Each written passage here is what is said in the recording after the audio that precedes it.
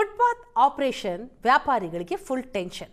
ಇನ್ಮೇಲೆ ಫುಟ್ಪಾತ್ ಅತಿಕ್ರಮಣದಾರರಿಗೆ ಉಳಿಗಾಲ ಇಲ್ಲ ಅನ್ನೋ ಮೆಸೇಜ್ ಬಂದಿದೆ.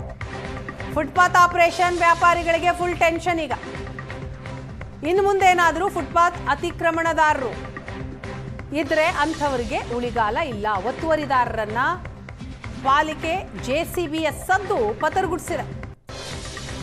ಆವಲಹಳ್ಳಿ ಮುಖ್ಯ ರಸ್ತೆಯಲ್ಲಿ ಅಂಗಡಿಗಳ ಮುಂಭಾಗ ಒತ್ತುವರಿಯನ್ನ ತೆರವು ಮಾಡಲಾಗಿದೆ.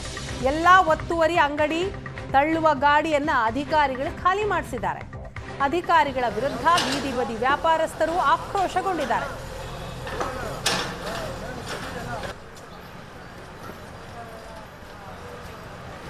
ಬೆಂಗಳೂರಿನಲ್ಲಿ ಮುಕ್ಕಾಲು ಭಾಗ ಇದೇ ಚಿತ್ರಣ ಕಾಣಸಿಗ್ತಾ ಇದೆ. ಕಳೆದ 3-4 ದಿನದಿಂದಲೂ ಕೂಡ ಒತ್ತುವರಿ ತೆರವು ಕಾರ್ಯ ಆಗ್ತಾ ಇದೆ. ಜಿಬಿಎ ವತಿಯಿಂದ ಸಚಿವರ ಆದೇಶದ ಮೇರೆಗೆ ಅಧಿಕಾರಿಗಳು ಕಾರ್ಯಾಚರಣೆಯನ್ನು ಮಾಡ್ತಾ ಇದ್ದಾರೆ. ಫುಟ್ಪಾತ್ ಆಪರೇಷನ್ ನಡೀತಾ ಇದೆ. ಒತ್ತುವರಿದಾರರನ್ನ ಪಾಲಿಕೆ ಸಿಬ್ಬಂದಿ ಪತರಗುಡಿಸಿದ್ದಾರೆ.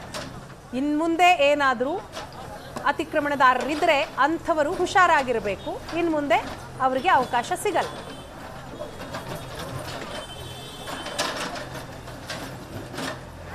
ನಾನು ಫುಟ್ಪಾತ್ ಮೇಲೆ ಇಲ್ಲಿ ವ್ಯಾಪಾರ ಮಾಡಲ್ಲ ಮೇಡಮ್. ಬಟ್ ಇವಾಗ ಫುಟ್ಪಾತ್ ಮೇಲೇ ವ್ಯಾಪಾರ ಮಾಡಿಕೊಂಡು ದುಡ್ಕೊಂಡು ಡೈಲಿ ತಿಂತಾರಲ್ವಾ. ಇವಾಗ ಸಡನ್ನಾಗಿ ಇವರೆಲ್ಲ ರೌಡಿಸಮ್ ಥರ ಎತ್ತಿಸಿದ್ರೆ ಅವ್ರು ಎಲ್ಲಿಗೆ ಹೋಗ್ತಾರೆ ಅಲ್ವಾ. ಇವಾಗ ಮಾಲ್ಗಳಲ್ಲೆಲ್ಲ ವ್ಯಾಪಾರ ಮಾಡೋರು ಎಲ್ಲ ದುಡ್ಡಿರೋರು ಕೊಂಡ್ಕೊತಾರೆ. ಇವಾಗೆಲ್ಲ ದುಡ್ಡಿರೋರೇ ಇರೋಲ್ಲ. ಅವ್ರ ತಿಂಗಳ ಸಂಬಳ ಒಂದು ತಿಂಗಳ ಸಂಬಳನೇ ಅವ್ರಿಗೆ ಸಾಲದೇನೆ ಮತ್ತೆ ಸಾಲ ಮಾಡಿ ದುಡ್ಕೊಂಡು ಅವ್ರು ಫುಟ್ಪಾತ್ ಮೇಲೆ ಮತ್ತಾನೆ ವ್ಯಾಪಾರ ಎಲ್ಲ ತೊಗೋಬೇಕು. ಅಂಥವ್ರು ಎಲ್ಲಿ ಹೋಗ್ತಾರೆ? ಅಂಥವ್ರಿಗೆ ಏನು ವ್ಯವಸ್ಥೆ ಮಾಡಿಕೊಡ್ತಾರೆ ಇವರು? ಇವಾಗ ಫುಟ್ಪಾತ್ ಮೇಲೆ ಎಷ್ಟೋ ಜನ ಫುಟ್ಪಾತ್ ಮೇಲೆ ಹೂವು ಕಟ್ಟಿನೇ ಹೂವು ಮಾರಿನೇ ಜೀವನ ಮಾಡ್ತಾರೆ. ಅಂಥವ್ರಿಗೆ ಏನು ಮಾಡಬೇಕು? ಎತ್ಸೋ ತಪ್ಪು ಅಂತ ಹೇಳ್ತಿಲ್ಲ. ಇಷ್ಟರ ಮಟ್ಟಿಗೆ ನೀವು ಮಾಡಿ, ಇಷ್ಟು ಪಾದಚಾರಿಗಳಿಗೆ ಓಡಾಡಕ್ಕೆ ಮಾಡಿ.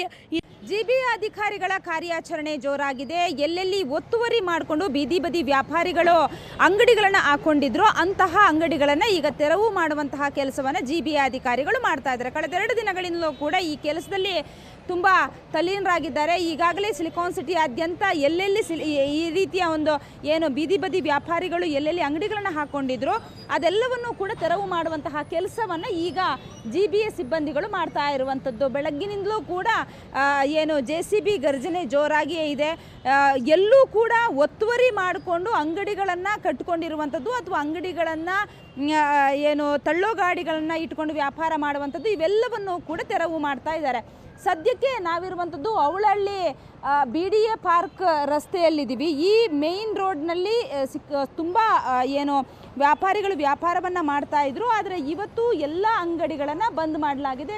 ಎಲ್ಲಿ ಅನಧಿಕೃತವಾಗಿ ಒತ್ತುವರಿ ಮಾಡಿಕೊಂಡು ಈ ಒಂದು ಸ್ಟೆಪ್ಗಳನ್ನು ಮೆಟ್ಲುಗಳನ್ನು ಹಾಕ್ಕೊಂಡಿದ್ರು ಅಂತಹ ಸ್ಟೆಪ್ಗಳು ಎಲ್ಲವನ್ನೂ ಕೂಡ ಈಗಾಗಲೇ ತೆರವು ಮಾಡಲಾಗಿದೆ. ಇದು ಫುಟ್ಪಾತನ್ನು ನಾವು ನೋಡ್ಬೋದು ಯಾವ ರೀತಿ ತೆರವು ಕಾರ್ಯಾಚರಣೆ ಆದ ಮೇಲೆ ಇದು ಯಾವ ರೀತಿ ನೆಲಸಮಗೊಂಡಿದೆ ಅನ್ನುವಂಥ ದೃಶ್ಯವನ್ನು ಕೂಡ ನಾವು ನೋಡ್ತಾ ಇದ್ದೀವಿ. ವ್ಯಾಪಾರಿಗಳು ಕೂಡ ಇದ್ದಾರೆ, ಅವ್ರನ್ನ ಮಾತಾಡಿಸ್ತೀನಿ. ನಿಮ್ಮ ಅಂಗಡಿಗೂ ಕೂಡ ತೊಂದರೆ ಆಗಿದೆ. ಇಲ್ಲಿ ಎಷ್ಟು ದಿನ? ಎಲ್ಲರೂ ತೊಂದರೆ ಆಗಿದೆ. ಇಲ್ಲಿರೋರಿಗೆಲ್ಲರಿಗೂ ತೊಂದರೆ ಆಗಿದೆ. 6 ಜನ ಕೆಲಸದವ್ರು ಇದ್ದಾರೆ. ಅವ್ರಿಗೆ ದಿನ 1,500,000 ಕೊಡಬೇಕಾಗತ್ತೆ. ಒಂದು 10-12 ಲಾಸು. ನಿನ್ನೆಯಿಂದ ಇವತ್ತಿಂದ ಹೆಚ್ಚು ಕಮ್ಮಿ ಒಂದು 25,000 ಲಾಸು. ಬಂಡವಾಳ ಹಾಕಿದ್ದೀವಿ, ಬಂಡವಾಳ ಲಾಸ್ ಆಗುತ್ತೆ. ಹೆಂಗೆ ಇದು ಮಾಡೋಕ್ಕಾಗುತ್ತೆ? ಒಂದು ಸ್ಟೆಪ್ಪಿಂದ ಯಾರಿಗೂ ಏನು ತೊಂದರೆ ಆಗ್ತಾ ಇರಲಿಲ್ಲ. ಅದು ಅಟ್ಲೀಸ್ಟ್ ನಮಗೆ ಮುಂಚೆನೇ ಇನ್ಫಾರ್ಮ್ ಮಾಡಿದರೆ ಅದೇನಾದ್ರು ಆಲ್ಟರ್ನೇಟಿವ್ ಆದರೆ ಮಾಡ್ಕೋಬೋದಾಗಿತ್ತು. ರಿಕ್ವೆಸ್ಟ್ ಮಾಡಿದ್ವಿ, ಏನೇನು ಕೇಳ್ತಲ್ಲ. ಆರ್ಡ್ರ್ ಆಗಿದೆ, ನಾವು ಮಾಡ್ತಾಯಿದ್ವಿ, ನಮ್ಮ ಕೆಲಸ ನಾವು ಮಾಡ್ತಾಯಿದ್ವಿ. ಬೇರೆ ಜಾಗದಲ್ಲಿ ನಿಮಗೆ ಫುಟ್ಪಾತೇ ಇರಲ್ಲ ಮೇಡಮ್. ಅಂಥ ಜಾಗದಲ್ಲೆಲ್ಲ ಬಿಟ್ಬಿಟ್ಟಿದ್ದೀರಾ. ಇಲ್ಲಿ ಎಷ್ಟು ಚೆನ್ನಾಗಿದೆ. ನೀವೇನಾದ್ರು ಡಬಲ್ ರೋಡ್ ಮಾಡ್ತಾಯಿದ್ರೆ ನೀವು ಈ ಕೆಲಸ ಮಾಡಬೇಕಾಗಿತ್ತು, ನಾನು ಒಪ್ಕೊತೀನಿ. ಬಟ್ ಒಂದೊಂದು ಜಾಗದಲ್ಲೂ ನಿಮಗೆ 15 ಅಡಿ ಫುಟ್ಪಾತ್ ಇರೋದ್ರಿಂದ ಅಂಗಡಿಯವ್ರಿಗೆ ತೊಂದರೆ ಕೊಡೋದು ತುಂಬ ಇದು ತಪ್ಪು ಅಂತ ನಾನು ಹೇಳ್ತೀನಿ. ಫುಟ್ಪಾತ್ ತುಂಬ ದೊಡ್ಡದಾಗಿತ್ತು, ವಿಶಾಲವಾಗಿ ಓಡಾಡ್ತಾಯಿದ್ರು, ವಿಶಾಲವಾದ ಜಾಗ ಇತ್ತು, ಎಲ್ಲ ಇದೆ. ಇಂಥ ಜಾಗದಲ್ಲಿ ಅವರು ಒತ್ತುವರಿ ಕೆಲಸ ಏನಕ್ಕೆ ಮಾಡ್ತಾ ಇದ್ದಾರೆ ಅನ್ನೋದೇ ಅರ್ಥ ಆಗಲಿಲ್ಲ ನಮಗೆ. ಬೆಂಗಳೂರಿನಿಂದ ಕ್ಯಾಮ್ರಾ ಪರ್ಸನ್ ರವಿಬಾಯಿ ಜೊತೆಗೆ ಮಮತಾ ಮರದಾಳ, ಏಷ್ಯಾನೆಟ್ ಸುವರ್ಣ ನ್ಯೂಸ್.